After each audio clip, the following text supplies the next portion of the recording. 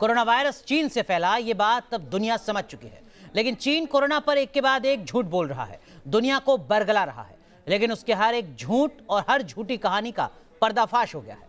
Corona के पैदा होने पर नई नई थ्योरी गढ़ने वाले चीन की पोल खुल चुकी है। एक ऑस्ट्रेलियन अखबार ने अपनी रिपोर्ट में चीन को बेनकाब कर दिया है।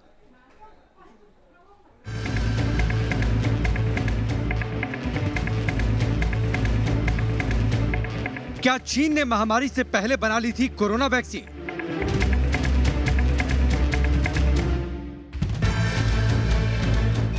चीन ने पहले ही कैसे रजिस्टर्ड करवाया था कोरोना वैक्सीन? कोरोना वायरस पर चीन के झूठे दावों का पर्दाफाश। फिर सामने आया कोरोना वायरस का वुहान कनेक्शन।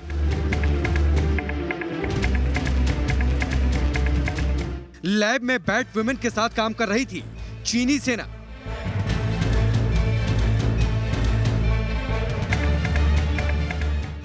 दुनिया भर में इंसानों के लिए डेथ वारंट साबित हुए कोरोना वायरस से हाहाकार मचा है। वुहान के लैब से वायरस लीक होने को लेकर चीन पर सवाल उठ रहे हैं और दुनिया भर में उसकी जांच की मांग की जा रही है ताकि हकीकत सामने आ सके। इस बीच कोरोना वैक्सीन को लेकर बहुत बड़ा खुलासा हुआ है। दावा किया जा रहा है कि कोरोना के वैश्विक महामारी घोषित होने से पहले ही चीन की सेना ने कोरोना वायरस वैक्सीन को रजिस्टर्ड करवा लिया था। यानी कोरोना फैलने से पहले ही चीन वैक्सीन पेटेंट कराना चाहता था। ऑस्ट्रेलियन मीडिया के इस खुलासे से दुनिया सन्न है। द ऑस्ट्रेलियन अखबार का दावा है कि चीनी सेना से जुड़े एक वैज्ञानिक ने 24 फरवरी 2020 को ही कोरोना वैक्सीन को पेटेंट करवाने के लिए आवेदन दिया था। बताया जा रहा है कि यूसेन झोउ नाम के चीनी सेना के अधिकारी ने कोरोना वैक्सीन को पेटेंट करवाने के लिए आवेदन दिया था। उसी दिन वैक्सीन रजिस्ट्रेशन की प्रक्रिया शुरू कर दी गई। हैरान करने वाली बात यह है कि इसके करीब 2 हफ्ते बाद 11 मार्च 2020 को विश्व स्वास्थ्य संगठन ने कोरोना को वैश्विक महामारी घोषित की। ऑस्ट्रेलियाई अखबार के इस खुलासे के बाद यह साफ हो चुका है कि चीन ने वायरस पर अब तक दुनिया से सिर्फ और सिर्फ झूठ बोला है। इतना ही नहीं, दुनिया भर में कोहराम मचाने वाले वायरस को लेकर एक और बड़ा खुलासा हुआ। दावा किया जा रहा है कि चीनी सेना के जिस अधिकारी ने वैक्सीन पेटेंट कराने के लिए आवेदन किया था, वो वुहान लैब में बैट वुमेन यानी वुहान लैब की डिप्टी डायरेक्टर शी झेंगली के साथ मिलकर काम कर रहा था। झेंगली कोरोना वायरस को लेकर चमगादड़ों पर रिसर्च का दावा करती हैं। यूसेन झोउ ने यह कबूल किया है कि वो चीन की सेना की तरफ से वुहान लैब ऑफ वायरोलॉजी के वैज्ञानिकों के साथ काफी नजदीकी से काम कर रहे थे। इसी लैब में जेनेटिक इंजीनियरिंग की मदद से 1000 से ज्यादा जानवरों के जीन में बदलाव वाली खतरनाक रिसर्च का खुलासा हो चुका है। कोरोना की उत्पत्ति पर घिरा चीन अब वैक्सीन को लेकर कटघरे में है। उसके झूठ का पर्दाफाश हो चुका है। माना जा रहा है कि आने वाले दिनों में वायरस को लेकर ड्रैगन की मुश्किलें बढ़ सकती हैं। लेकिन वो अभी भी सच पर पर्दा डालने में जुटा है।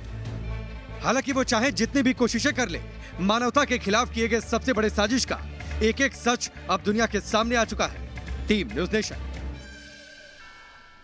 तो मामला लाखों करोड़ों लोगों की जिंदगी से जुड़ा है। इस मुद्दे पर बात करने के लिए हमारे साथ 2 खास मेहमान जुड़ चुके हैं। Doctor Anshuman Kumar health expert हैं, doctor Sunil Raina professor and head community medicine. आप दोनों का बहुत बहुत स्वागत है न्यूज़ नेशन पर। डॉक्टर सुनील रैना, इस रिपोर्ट के बाद क्या कुछ बच पाता है चीन पर सवाल ना खड़े कर पाने की वजह? देखिए अनुराग जी, ये बहुत इंपॉर्टेंट रिपोर्ट है और ये रिपोर्ट उन्हीं सब चीजों की ओर जिसको हम पहले भी कह रहे थे कि मोस्ट लाइकली ये वायरस नेचुरल नहीं है और लैब में क्रिएटेड है और लैब लीक के थ्रू आया हुआ है।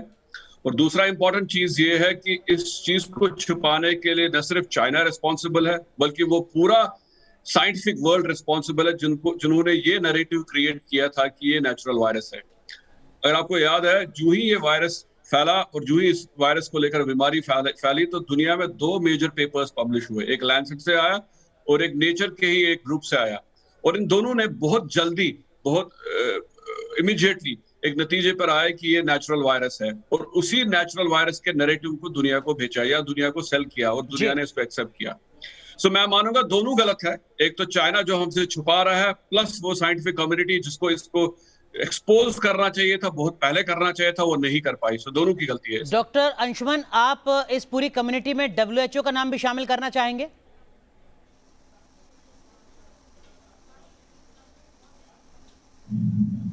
बिल्कुल अनुराग जी, डॉक्टर सुनील ने बिल्कुल क्लियर कर दिया। WHO मेन रोल में है। WHO का ही काम है पूरे वर्ल्ड हेल्थ को कंट्रोल करना। और इसको आपने पिछले साल मैंने यूट्यूब पे अपने चैनल पे एक वीडियो रिलीज भी किया था, जिसमें मैंने WHO क्रेडेंशियल पे भी सवाल किया था कि नेचुरल वायरस अगर होता, म्यूटेशन में के बाद, वेरिएंट चेंज होने के बाद एटेन्यूएशन भी होता, इसमें वायरस की संक्रामक क्षमता बढ़ती जा रही है, मारक क्षमता बढ़ रही है, टेम्परेचर से कोई चेंज नहीं हो रहा है, वायरस बिल्कुल ऑलमोस्ट रेजिस्टेंट चल रहा है, ये सारी चीजें उस पर।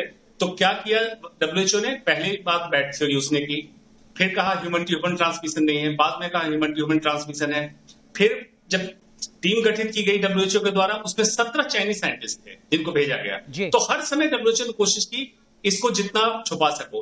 अब दिक्कत क्या है कि जो प्रिंट हम लोग ढूंढते हैं, थंब प्रिंट, कि कैसे ढूंढेंगे कि ओरिजिन कहां था, क्या था, काफी समय निकल चुका। WHO ने उसको छुपाने में मदद की, इसमें कोई दो मत नहीं। डॉक्टर रैना, सवाल ये भी लोगों के जहन में है कि आखिर कैसे महामारी घोषित होने से पहले ही टीका बना लिया जाता है, और आखिर टीका क्यों बना लिया जाता है?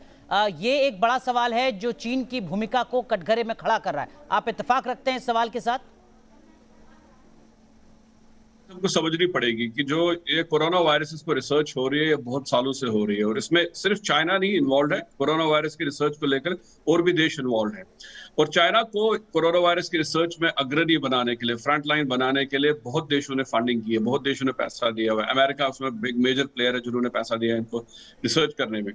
और ये जो कोरोना वायरस की रिसर्च थी, इसको प्रिटेक्स्ट ही यही होता था, मतलब उसके जो पीछे जो रीजन लोग दे रहे थे कि ये बहुत डिफिकल्ट काम है, ये बहुत रिस्की काम है, लेकिन इससे हमको वैक्सीन बनाने में आसानी हो जाएगी। तो आप ये एंटिसिपेट करके चलिए कि जब ये दुनिया को घोषित किया गया कि ये बीमारी हुई है, ये तब ना हो कि उससे बहुत पहले हुई होगी, 5-6 महीने पहले हुई होगी, और लोगों को उसके बारे में आइडिया हुआ होगा, तभी वो इतनी जल्दी एक वैक्सीन की पेटेंट के लिए अप्लाई कर सकते हैं। ये कहीं भी पॉसिबल नहीं है कि अगर मुझे आज बीमारी के बारे में पता चले तो मैं 2 महीने में अप्लाई करूंगा। बिल्कुल, हमको इसके पीछे जाना पड़ेगा। सो मे बी उनको आइडिया 4-6 महीने पहले का था, उन्होंने दुनिया को तब नहीं बताया, और वैक्सीन डेवलपमेंट की प्रोसेस शुरू की, और जब दुनिया को पता लगने लगा तब उन्होंने इसको खोल दिया कि हाँ, ये मैन टू मैन इन्फेक्शन हो रहा है। और बाय दैट टाइम उनके पास जो इसके लिए कारगर वैक्सीन था, उसकी एटलीस्ट एक टेम्पलेट तैयार थी। डॉक्टर अंशुमन, इसी से जुड़ा एक और सवाल है जो चीन पर शक और ज्यादा गहराता है, और सवाल ये कि वैक्सीन बनाने वाले डॉक्टर्स का मामला आखिर क्यों दबाया गया?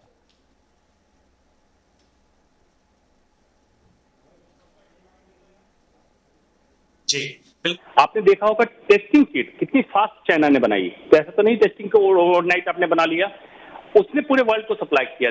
चीन की मंशा पिछले साल से ही है कि पूरे वर्ल्ड को इस वायरस के थ्रू कंट्रोल करता है। जैसे इसको साधारण भाषा में समझिए, कंप्यूटर का आपने पहले सॉफ्टवेयर बनाया, उसके खिलाफ वायरस भी वही तैयार करते हैं कंपनी वाले जो एंटीवायरस बेचते हैं, और फिर एंटीवायरस को अपडेट करते हैं। तो सारा खेल वही चल रहा था।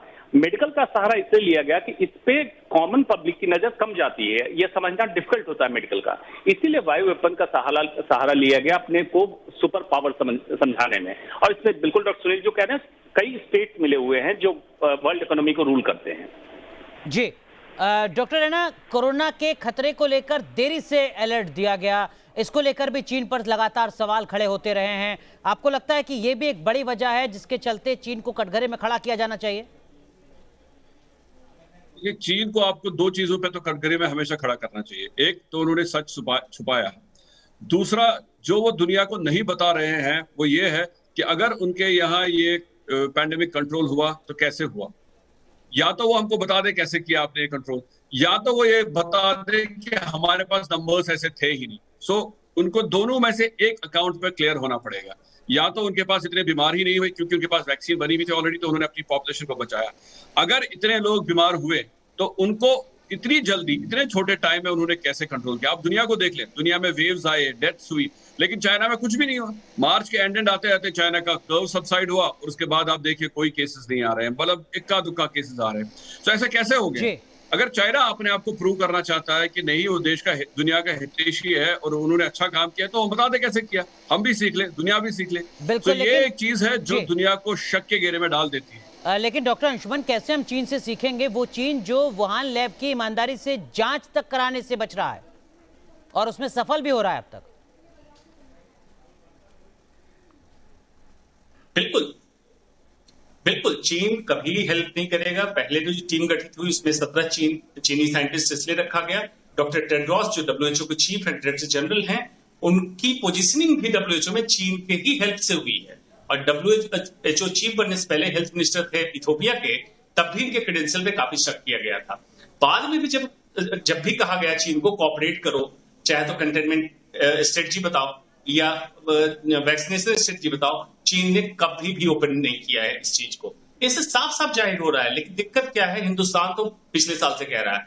अब जो बिडेन जब से इस बात को कहना चालू किया, ट्रम्प जब कह रहे तो कह रहा था चुनावी मुद्दा है। जो बिडेन ने जब प्रेशर डालना चालू किया वर्ल्ड पे, 90 डेज का समय भी दे दिया है कि आपको बताना होगा, तब जाके वो पूरे विश्व में खलबली मची है। चीन को प्रेशराइज करो, हर तरफ से घेरो। लेकिन डॉक्टर अंशुमन, क्या आपको लगता है कि वाकई चीन दबाव में आ पाएगा? दुनिया की बड़ी ताकतों में से एक, सिर्फ सैन्य ताकत नहीं, आर्थिक ताकत में से एक है चीन। क्या वो किसी मुल्क के दबाव में आकर अपनी जो सच्चाई है उसको उजागर करेगा, वो जो कि पूरी दुनिया को एक तरीके से, दुनिया की इकोनॉमी को एक तरीके से हैंडल करता है?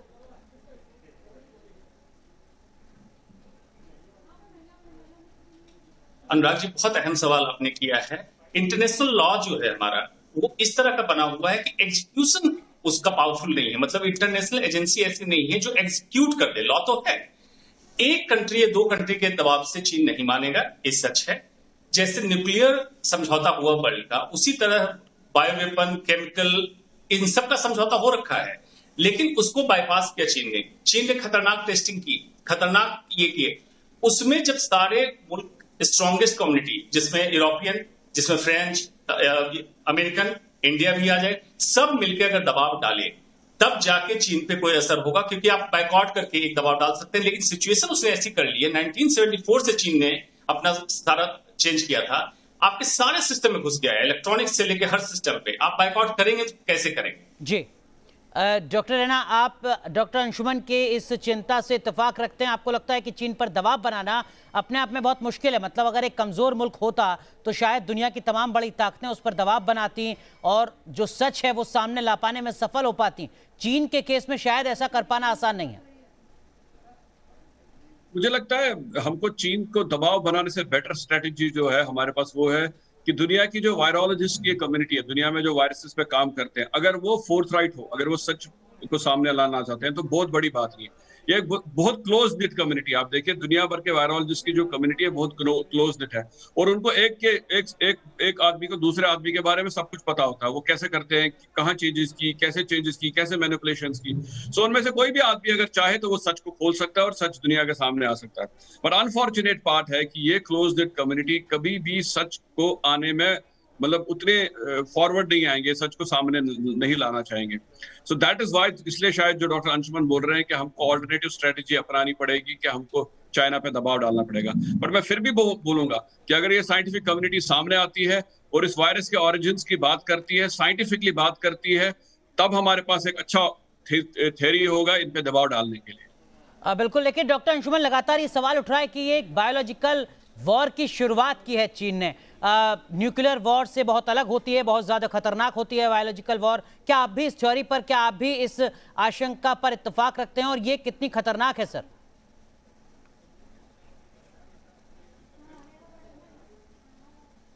बिल्कुल, मैंने जैसा कहा, पिछले साल अप्रैल में मैंने एक वीडियो रिलीज कर दिया था, क्योंकि उसमें चर्चा में नहीं था, तो मैंने सारी कड़ियों को जोड़ के उससे मैं कहा था it is a biological war. Reason क्या है कि हमारे पास जब पुष्टि नहीं है तो हम कुछ पॉइंट्स को जोड़ सकते हैं। क्यों ये है? एक, आप सोर्स नहीं ढूंढ सकते हैं। न्यूक्लियर वेपन चलाएंगे, आप सोर्स ढूंढ लेंगे, इसमें सोर्स नहीं ढूंढ सकते। दूसरा, इसका वेक्टर कोई नहीं है, मतलब मच्छरों से नहीं फैल रहा है। जैसे प्लेग, एंथ्रेक्स को बायोलॉजिकल वॉर के लिए जमा किया गया है, उसमें चूहे के द्वारा फैलता है, इसमें ऐसा कुछ नहीं है। Human to human transmission. और जितना फास्ट मूविंग वर्ल्ड हो गया है कि आज मॉर्निंग का ब्रेकफास्ट आप चीन में ले रहे हैं और डिनर आप यूएस में ले रहे हैं, ये सिचुएशन जहां बन गई तो human to human transmission fast हो गया। टेम्परेचर चेंजेस का कोई असर नहीं है तो वायरल स्टेबल है। म्यूटेशन एक्सपेक्टेड था बायो इंजीनियर्ड वायरस में, म्यूटेशन जितने होंगे उतने खतरनाक होते जा रहे हैं कि पूरी स्ट्रेटेजिकली। और उसके पहले चीन क्या तैयार करके रखा हुआ है कि आप जब ऑफलाइन होंगे तो जिन एप्लीकेशंस, जिन इलेक्ट्रॉनिक डिवाइसेस का इस्तेमाल करेंगे, जैसे जूम ऐप उदाहरण के लिए, सारी चीजें मार्केट में उतार रखी थी। तो इतनी स्ट्रेटेजिक तरीके से कर रहा है, इसमें बायोलॉजिकल वॉर ही है, जिसमें इकोनॉमिकली एंड पावरफुली चीन चाहता है वर्ल्ड को रूल करे।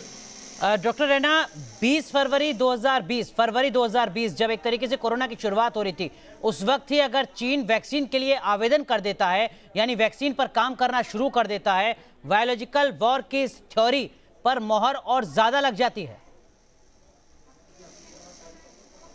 देखिए, बायोलॉजिकल वॉरफेयर जो है ये फ्यूचर का वॉरफेयर है, इसको आपको समझना पड़ेगा। ये फ्यूचर में आने वाला वॉरफेयर है ही है, क्योंकि ये सबसे कॉस्ट इफेक्टिव वॉरफेयर है। इसके लिए आपको बहुत ज्यादा खर्चा नहीं करना पड़ता है, सो आप इफेक्टिवली इसको मैनेज कर सकते हैं without wasting much of time. और दूसरा चीज जो बायोलॉजिकल वॉरफेयर के साथ है, वो बायोलॉजिकल वॉरफेयर बहुत लॉन्ग लास्टिंग है। आज के दिन में एक दिन में खत्म नहीं होगा। जैसे आपने लड़ाई की, आपने लड़ाई खत्म करके वापस आ गए, बट इसका जो इम्पैक्ट है बहुत लॉन्ग टर्म रहेगा, क्योंकि इसके सोसाइटल डिसरप्शंस बहुत ज्यादा होते हैं।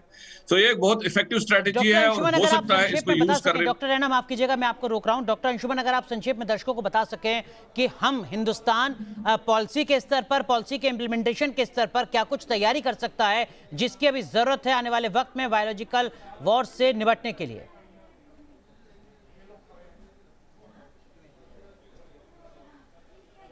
देखिए, इसमें बहुत स्ट्रेटेजिक तैयारी करनी होगी। Not only health, defence, research expert, intelligence plus logistically जो चीजें हमें सपोर्ट कर रही है हमारे एक कॉमन पब्लिक को, स्टार्टिंग फ्रॉम मोबाइल डिवाइस से लेके ऐप से लेके सारी चीजों की तैयारी करनी पड़ेगी। अगर हम होलिस्टिक एंड पैनोरामिक स्ट्रेटजी बनाएं तो वॉरफेयर को हम चैलेंज दे सकते हैं, उसको हम रोक सकते हैं, अदरवाइज हम फेलियर होंगे। क्या उस दिशा में हमारी कोई तैयारी नजर आती है आपको डॉक्टर अंशुमन?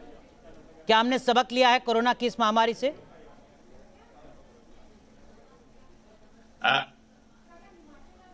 कोरोना की महामारी से एक्सपर्ट ने तो काफी सबक लिया है, लेकिन इसके लिए हॉलिस्टिक पूरे कंट्री को एक साथ मिलकर, जैसे होता रहा कि चाइना से विरोध, पाकिस्तान की दोस्ती, इन सबको छोड़ना पड़ेगा। One country, citizen, one policy, और सबको मिलके इसके लिए काम करना पड़ेगा, तभी होगा। जैसे मेक इन इंडिया पॉलिसी के तहत आप बनाइए, हमारे यहां बनाइए। आप कहते हैं बायकॉट चाइना, लेकिन किसको बायकॉट करें, कैसे बायकॉट करें, इन सब के लिए तैयारी करनी पड़े। अगर आज से जुटते हैं तो ये 10 साल बाद इसका रिजल्ट आएगा, एक दिन की बात नहीं है। आप हिस्ट्री उठा पड़िए, 1974 में चाइना ने डिसाइड किया था रिफॉर्म की, और आज देखिए वर्ल्ड को रूल कर रहा है चाइना। यही हमें करना पड़ेगा। सर, लेकिन ग्लोबल इकोनॉमी के दौर में क्या ये मुमकिन हो सकता है कि किसी एक मुल्क पर हम सवाल खड़े करके, या वो मुल्क अगर अपराधी है भी तो भी हम उसका बायकॉट कर लें? इस तरीके से तमाम मुल्क और ज्यादा लिस्ट बढ़ती चली जाएगी। ग्लोबल इकोनॉमी के दौर में क्या ये संभव है कि हम चीन का बायकॉट कर दें? कल को कोई और मुल्क अगर आता है इस तरीके के बायोलॉजिकल थ्योरी के साथ तो हम उसका भी बायकॉट कर दें?